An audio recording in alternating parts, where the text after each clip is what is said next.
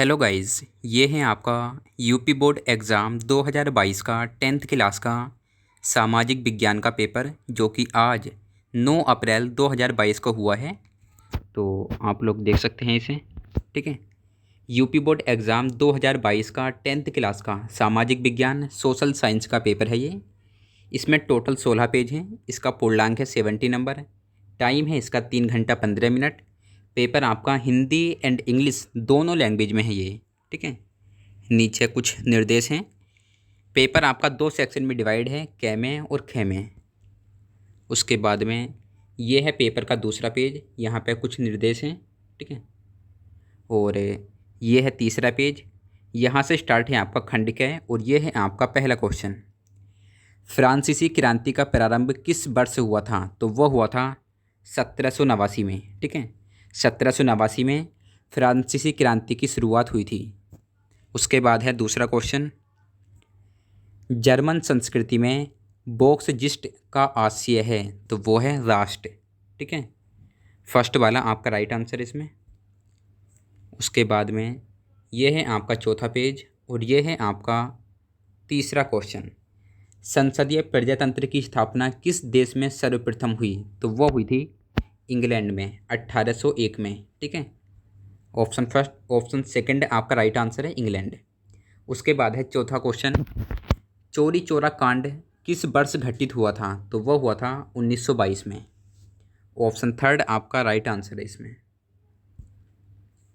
आगे ये है आपका पांचवा, निम्नलिखित में से क्या राज्य सूची का विषय नहीं है? तो वो है मुद्रा। ठीक है, मुद्रा राज्य सूची का विषय नहीं है, बाकी तीनों राज्य सूची के विषय हैं। ठीक है, मुद्रा यानी मनी, मनी पे जो है वो केंद्र का अधिकार है। उसके बाद है आपका छठा क्वेश्चन, भारतीय संघ में अवशिष्ट शक्तियाँ किसको प्राप्त हैं? तो वो हैं केंद्र को। ठीक है, तो ख इसका राइट आंसर है।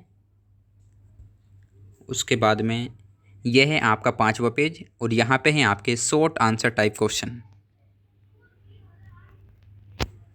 उसके बाद में यह है आपका छठा पेज और यह है आपका सातवां पेज। यहाँ आपका आठवां पेज, मानचित्र वाले क्वेश्चन आ गए हैं आपके। ठीक है, ये आपका नवा। उसके बाद में 10वें पेज से स्टार्ट है आपका पार्ट बी और ये है आपका 15वां क्वेश्चन, किसी देश के विकास को निर्धारित करने का आधार है? तो तीनों उसके आधार हैं ये। फोर्थ वाला आपके इसमें राइट हो जाएगा, इनमें से सभी। उसके बाद यह है आपका 16वां, सेवा क्षेत्र निम्नलिखित में से किस क्षेत्र में सम्मिलित किया जाता है? तो वो किया जाता है तृतीय क्षेत्र में। ठीक है, थर्ड आपका राइट आंसर है इसमें। उसके बाद यह है आपका 17वां क्वेश्चन, निम्नलिखित में से कौन सा ग्रामीण क्षेत्र में विकास का लक्ष्य है? तो तीनों लक्ष्य हैं ये। ठीक है, थर्ड वाला इसमें, फोर्थ वाला राइट आंसर है इसमें, इनमें से सभी। उसके बाद 18वां देखिएगा, बांधों को कहा जाता है? तो बांधों को बहुउद्देशीय परियोजनाएं भी कहा जाता है। ठीक है, 19वां क्वेश्चन है आपका, दो राज्यों के बीच वस्तुओं का आदान प्रदान कहलाता है? ठीक है, तो वो कहलाता है आंतरिक व्यापार। उसके बाद ये है आपका 12वां पेज और ये है आपका 20वां क्वेश्चन, परिवहन का कौन सा साधन अति दुर्गम स्थानों के लिए अत्यंत आवश्यक है? तो इसमें थोड़ा सा कन्फ्यूजन है। आई थिंक इसमें वायु परिवहन हो सकता है, क्योंकि वायु परिवहन के द्वारा हम कहीं भी जा सकते हैं, कैसे भी इलाके हों कहीं भी जा सकते हैं हम। ठीक है, स्थल की भी लिमिट है, जल की तो है ही लिमिट, और रेल की भी लिमिट है। अब रेल पहाड़ों पे नहीं चलती है। ठीक है,